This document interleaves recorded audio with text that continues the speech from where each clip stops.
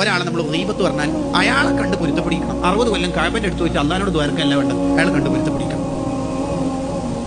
ഒരാൾ സുബീസ്കരിച്ചിട്ട് പള്ളിയിൽ നിന്ന് ഇങ്ങനെ പോകുമ്പോൾ, രണ്ടാൾ കൂടി ഇങ്ങനെ പോകുമ്പോൾ, വേറൊരാൾ കിടന്നുറങ്ങുന്ന ഒരു മനുഷ്യന്റെ വീട് നോക്കിയിട്ട് ഇവൻ മറ്റേയാളോട് ആ ചങ്ങായി ഒന്നും സുബി കണിക്കൂല, ഇവന്റെ സുബിയും പോയി ഉറക്കും പോയി, ഓനിക്ക് സുബിയും കിട്ടി ഉറക്കും കിട്ടി, മണ്ടത്തരം എന്നല്ലാതെ.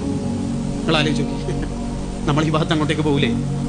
ഒരാളെ ഗണ്ണിങ്ങനെ പിടിച്ചിട്ട് ഒരു തീവ്രവാദി പറഞ്ഞ് നീ ഇപ്പം നിന്റെ നോമ്പ് കുറിച്ചിട്ടില്ലെങ്കിൽ നിന്നെ കൊല്ലും, അങ്ങനെ പിടിച്ച് വെള്ളം കുടിപ്പിച്ചാൽ നോമ്പ് കുറിയും ഇല്ല. ബാബുൽ ഇക്റാഹിന്റെ 3 ഷർത്ത് അറിയാലോ, അതൊക്കെ വെച്ച് നോക്കും കുറിയൂല. ഇപ്പം കൊല്ലുന്ന പറഞ്ഞത് കൊല്ലാനായൊക്കെ കഴിവുണ്ട് അങ്ങനെയൊക്കെ. ഒരു ചെറുപ്പക്കാരൻ കല്യാണം കഴിച്ചപ്പോൾ ഭാര്യയും കൂടി ഇന്നോവയിൽ പോകുമ്പോൾ 2-3 ഗുണ്ടകൾ വന്നിട്ട് പറഞ്ഞു, നിന്റെ ഭാര്യനെ നമ്മളെ ചെങ്ക് കോളേജിൽ നിന്ന് നോക്കി വെച്ച് ലവ് ആക്കിയതായിരുന്നു, നീ എൻ്റെ കോളെ കെട്ടി ഇപ്പം കൊല്ലും തൊലാക്കില്ലേലും പിടിച്ച് തൊലാക്കിൽപ്പിച്ച് തൊലാക്കാവും ഇല്ല. എന്നൊരാണിന് വേണ്ടി റൂമിൽ പൂട്ടിയിട്ട് ഗണ്ണ് ഇങ്ങനെ മുൾമുനയിൽ നിർത്തിയിട്ട് ഇപ്പം കൊല്ലും 2 വ്യഭിചരിച്ചിട്ടില്ലെങ്കിൽ വ്യഭിചരിക്കാൻ പറ്റും? അത് പറ്റില്ല. അയ്യേ അതെന്തൊരു വൃത്തിയാണ്. എന്നാൽ അൽ ഗീബത്തു അശദ്ദു മിന സിനാ, മനുഷ്യന്മാരെ കുറ്റം പറയൽ വ്യഭിചാരത്തിനേക്കാൾ വലിയ തെറ്റാണ്. മുഹമ്മദ് റസൂലുള്ളാഹി സ്വല്ലല്ലാഹു അലൈഹി വസല്ലം അത് നമ്മളെപ്പോഴും ശ്രദ്ധിക്കണം. മനുഷ്യന്മാരെ കുറ്റം പറയും, ആരെയും കുറ്റം പറയാം. ഇമോജി ആയാലും ശരി, ട്രോളായാലും ശരി, എന്തായാലും ശരി, ലാ യസ്ഖർ ഖൗമുൻ മിൻ ഖൗം, ആരെയും കുറ്റം പറയും. എല്ലാവരോടും നല്ല സ്വഭാവമായി.